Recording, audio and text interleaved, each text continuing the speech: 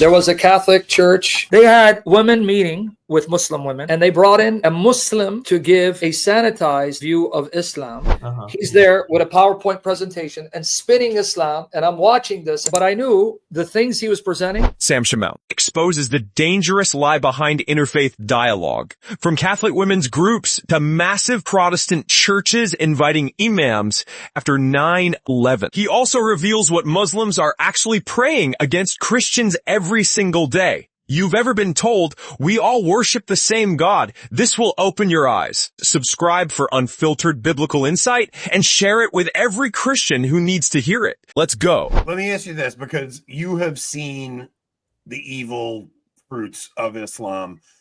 Does it hurt you when you, I don't know about hurt you, but like, do you see the problem of the hierarchy saying Muslims and Christians worship the same God? Like it's got to be a major issue for you when you hear things like that.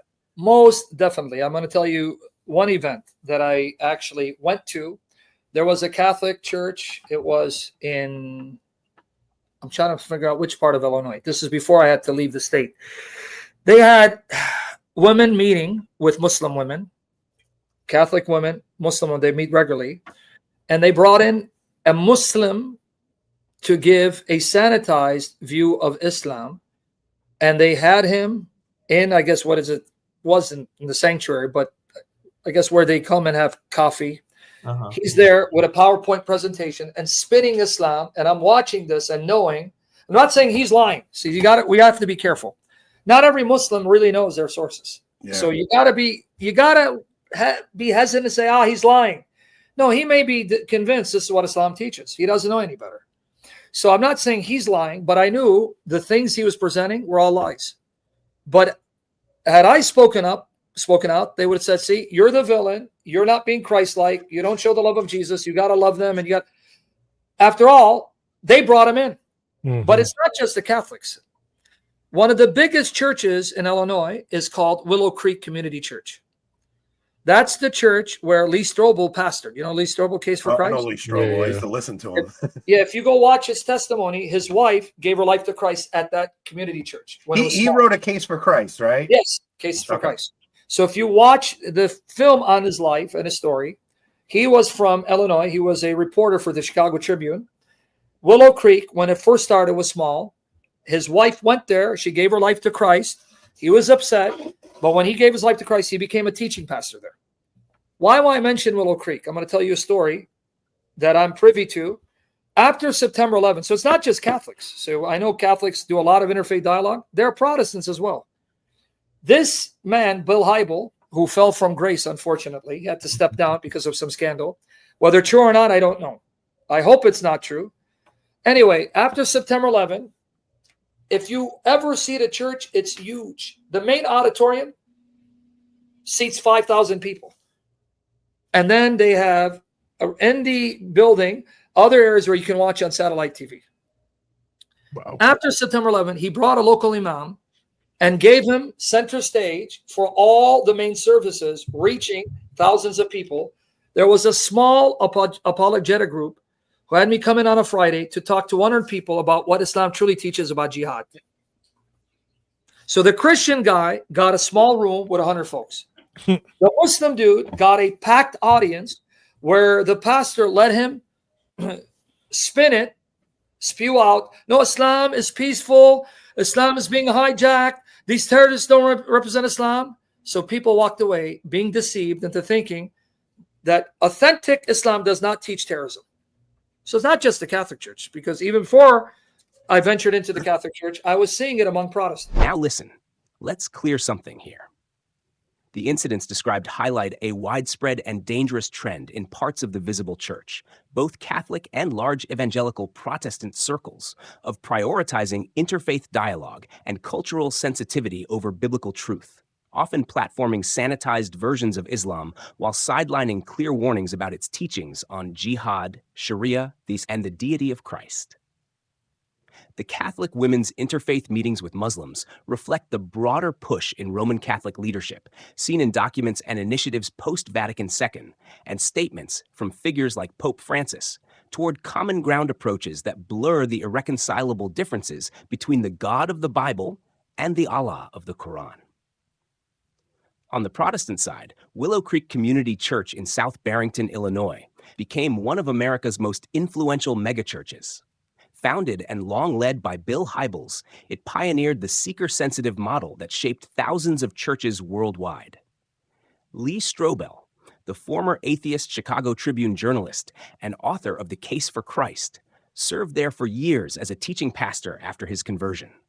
After the 9/11 attacks, Hybels famously gave a local imam center stage in the main auditorium to assure attendees that Islam is peaceful and that terrorists had hijacked the faith, while serious Christian apologetics addressing Islamic jihad were pushed into small side rooms.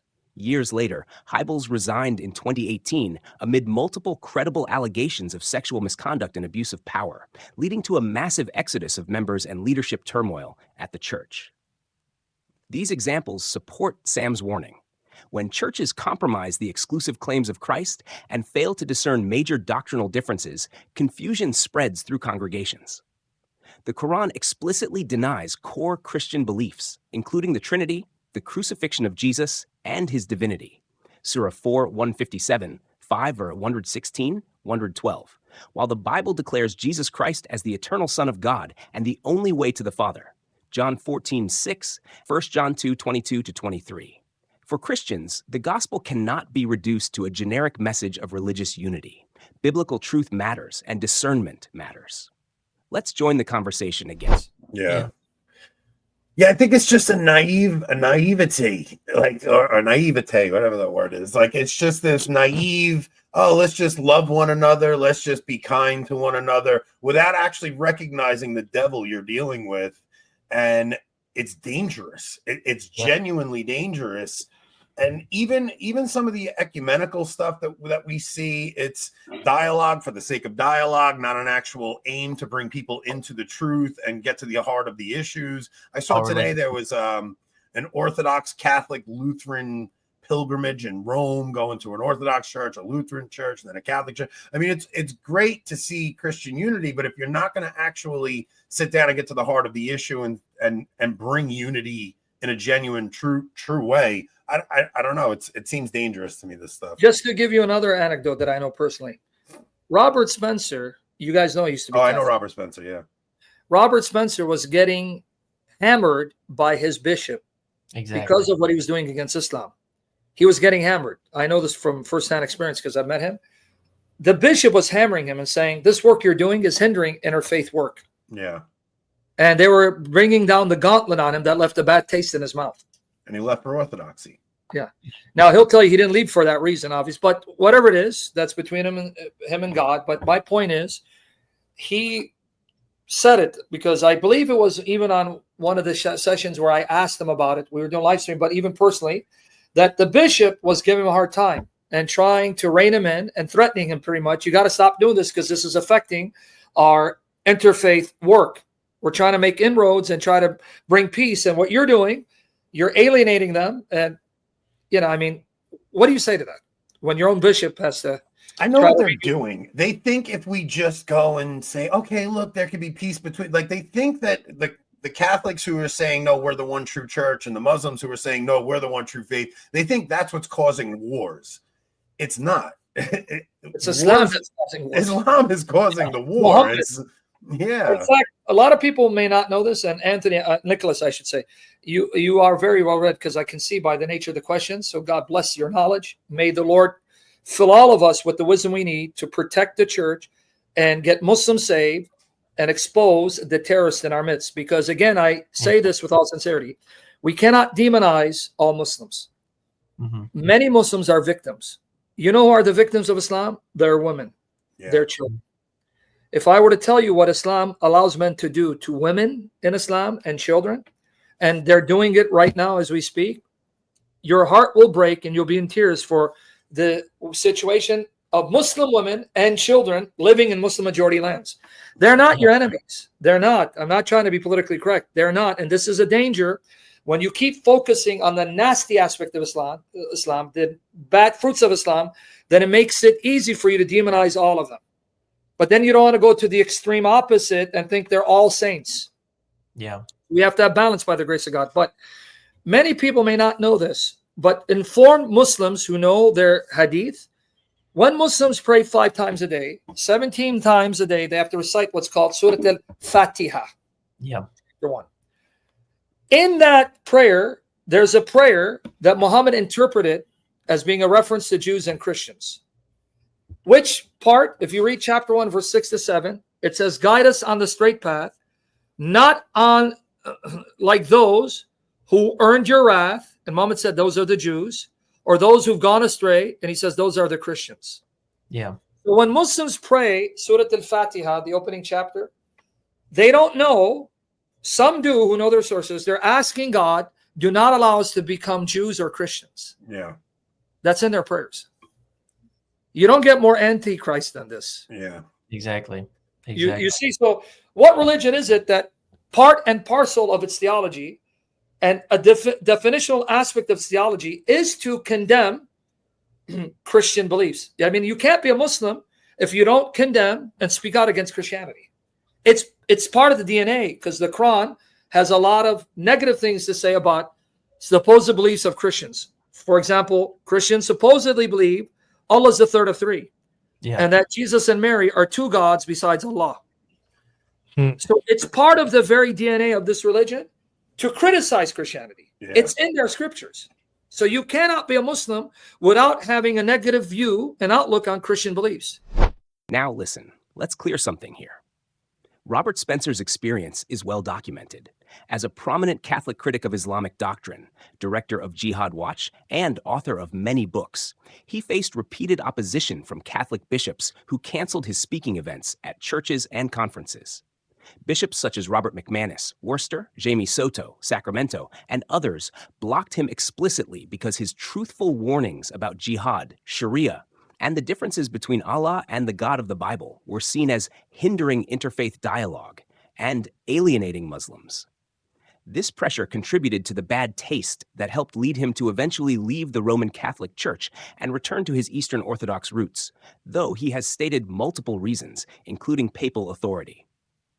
This perfectly illustrates the compromise Sam highlights: church leaders prioritizing false peace and interfaith optics over biblical fidelity and the safety of souls.